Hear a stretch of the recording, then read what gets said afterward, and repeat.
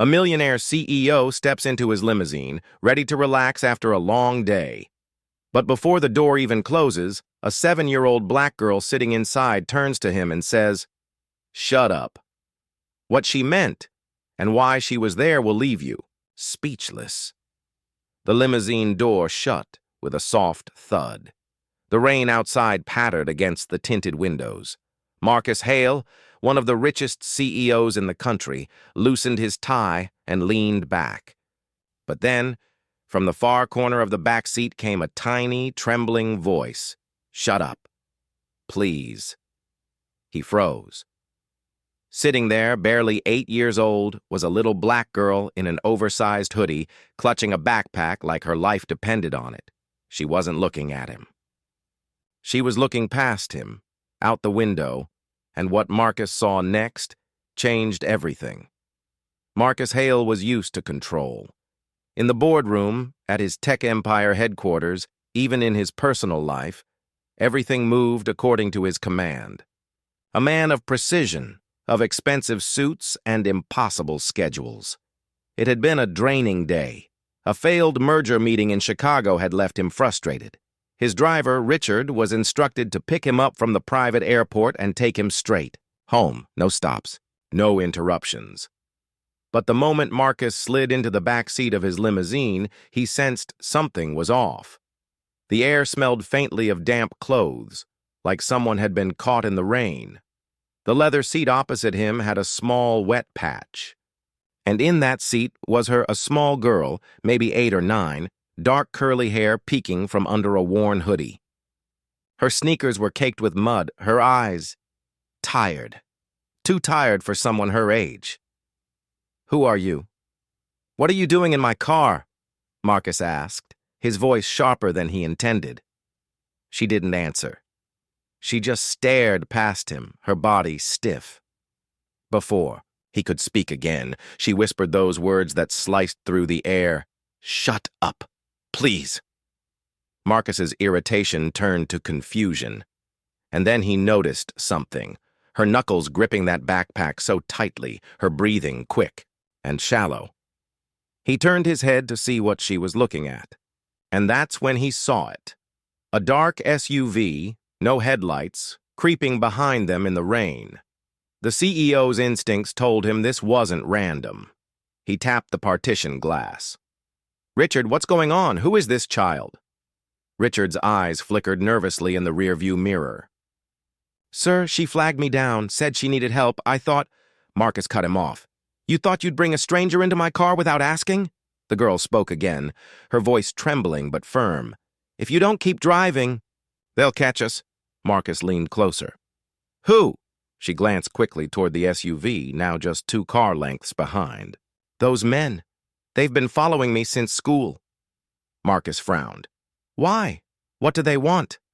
Her eyes welled up. "Because I saw something. Something I wasn't supposed to." The rain outside grew heavier, drumming against the roof. The SUV edged closer, its grille reflecting the red glow of the limousine's taillights.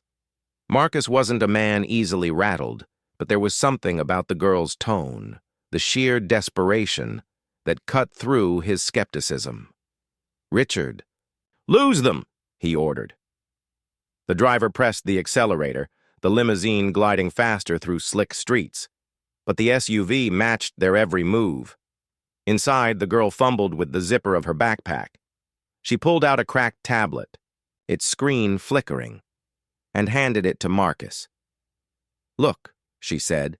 On the screen was a paused video, security footage. The timestamp showed yesterday evening. It was grainy, but clear enough. A man in a suit, not just any man, the mayor of the city, exchanging a briefcase with 2 masked men in a dark alley. Marcus's stomach dropped. He knew those men. They were tied to a corporation his own. Company had been investigating for fraud. Before he could process it, the SUV swerved to the side and rammed the limousine's rear quarter. Marcus and the girl were jolted forward. "Richard, take the side streets!" Marcus barked. The limousine veered sharply, tires screeching. The SUV followed, relentless. The girl's voice cracked. They'll kill us if they catch us.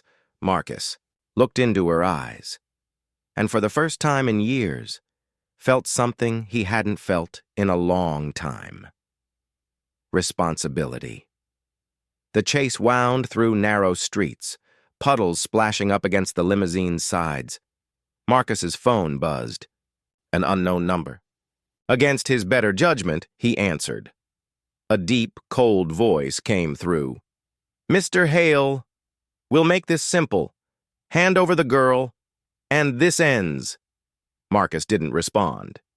You have no idea what you're getting into, the voice continued. She's not your problem, but she's seen too much. You can either give her to us, or we take you both. The line went dead. The girl's small voice broke the silence. You don't have to help me. Just drop me somewhere safe. I can hide. Marcus shook his head. Safe?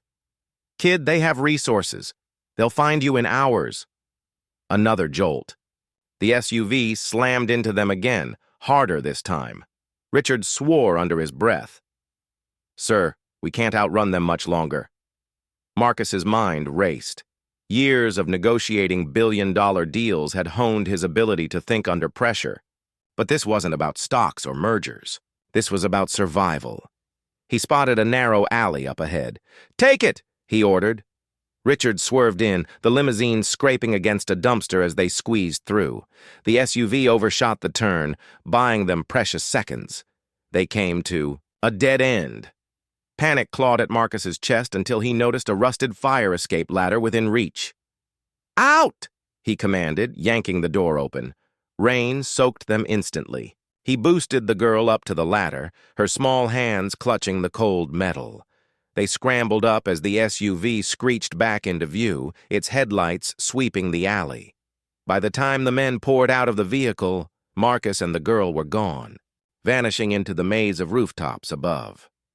Hours later, they sat in a small, dimly lit apartment Marcus owned under a different name, a place he used when he needed absolute privacy.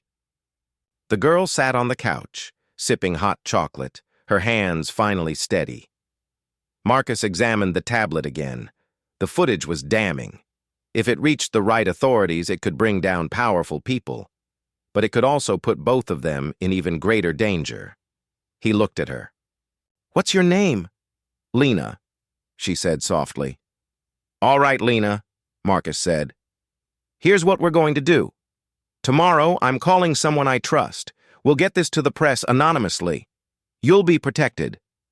Her eyes widened. Why are you helping me? You don't even know me. Marcus leaned back, a bitter smile on his lips. Because once, a long time ago, someone helped me when I didn't deserve it, and I never repaid that debt until now. For a long moment, they sat in silence, the rain tapping against the windows.